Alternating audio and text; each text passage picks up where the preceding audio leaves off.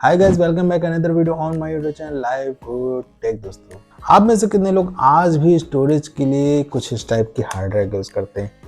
तो आज मैं इन्हीं हार्ड ड्राइव के एक सीक्रेट के बारे में आपको बताने वाला हूँ, जो डेफिनेटली आप में से 99% लोगों को इसके बारे में पता ही नहीं होगा। तो आपने कभी सोचा, जो हम ये हार्ड ड्राइव यूज़ करते हैं, इसमें जो साटा पोर्ट होता है, जिसमें डेटा ट्रांसफर वाला केबल लगता है, मतलब पावर केबल नहीं, डेटा ट्रांसफर वाले केबल की बात कर रहा हूँ, उसके साइड में यहाँ पर आपको 4 पिंस देखने मिलते हैं। तो आखिर इन 4 पिंस का यूज़ क्या होता है? जबकि जो हमारी 2.5 इंच की एसएसडी होती है, जो इसी मॉडल में आती है, उसमें ये नहीं होता है। ऐसा क्यों? जानेंगे आज के इस वीडियो में। बस आप लोग वीडियो में बने रहिए, वीडियो को लाइक करके चैनल को सब्सक्राइब जरूर कर लीजिए। चलिए करते हैं अपनी इस वीडियो को स्टार्ट।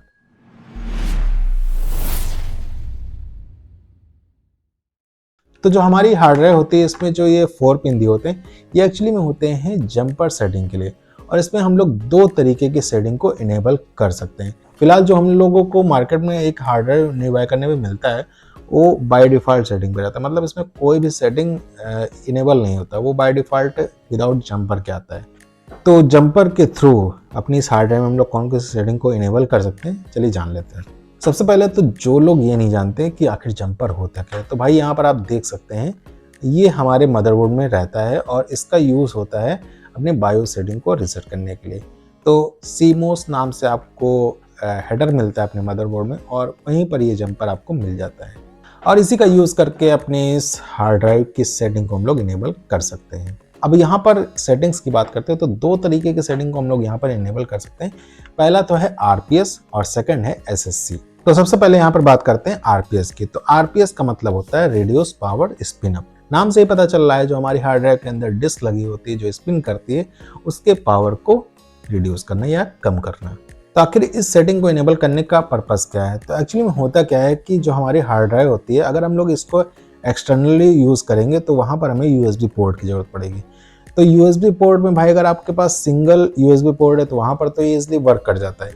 लेकिन आपके पास अगर हब है, यूएसबी हब, और उसमें आप कई सारी हार्ड ड्राइव को एक्सटर्नली यूज़ कर रहे हैं, तो भाई वहाँ पर आपकी एक साथ सारी हार्ड ड्राइव वर्क नहीं करती हैं। क्यों नहीं करती? क्योंकि वहाँ पर पावर की कमी आ जाती है, और इसलिए जो है वहाँ पर यूज़ पड़ता है हमें इसके स्पिन अप पावर को रिड्यूस करने की। मतलब कि आरपीएस सेटिंग को इनेबल करना वहाँ पर जरूरी हो जाता है। अब इस सेटिंग को इनेबल कैसे करते हैं? तो जैसे कि मैंने आपको यहाँ पर पिन दिखाया है, 4 पिन यहाँ पर दी गई हैं, और इसकी काउंटिंग अगर करते हैं तो हम लोग करते हैं इस साइड से। ये हमारी फर्स्ट पिन है, सेकंड, थर्ड और फोर्थ। तो मतलब आपको फोर्थ पिन और थर्ड पिन, फोर्थ और थर्ड पिन को आपको जंपर के थ्रू करना है शॉर्ट, और जंपर के थ्रू शॉर्ट करते ही हमारी ये सेटिंग, मतलब आरपीएस सेटिंग जो है वो इनेबल हो जाती है, और हमारे जो डिस्क की स्पिन स्पीड है, पावर जो होता है, वो हो जाता है कम। अब बात करते हैं अपने सेकंड सेटिंग की, यानी एसएससी की, जिसका फुल फॉर्म है स्प्रेड स्पेक्ट्रम क्लॉकिंग।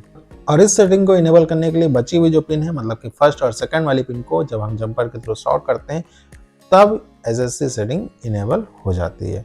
जैसे कि आप लोगों को पता ही है, जो हमारी हार्ड ड्राइव होती है वो मैकेनिकल बेस्ड होती है, मतलब ये इलेक्ट्रोमैग्नेटिक इंटरफेस पर वर्क करती है।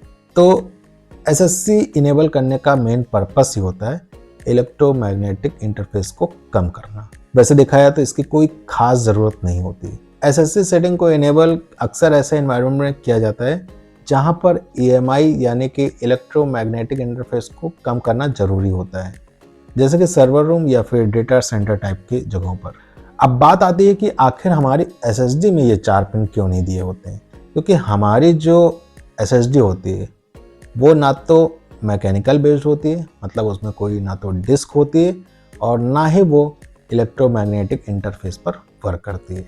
एसएसडी जो होती है वो एक तरीके की सॉलिड स्टेट होती है, और आपने इसको किताबों में बहुत पढ़ा होगा, और इसीलिए एसएसडी में इन 4 पिन का कोई यूज़ ही नहीं है।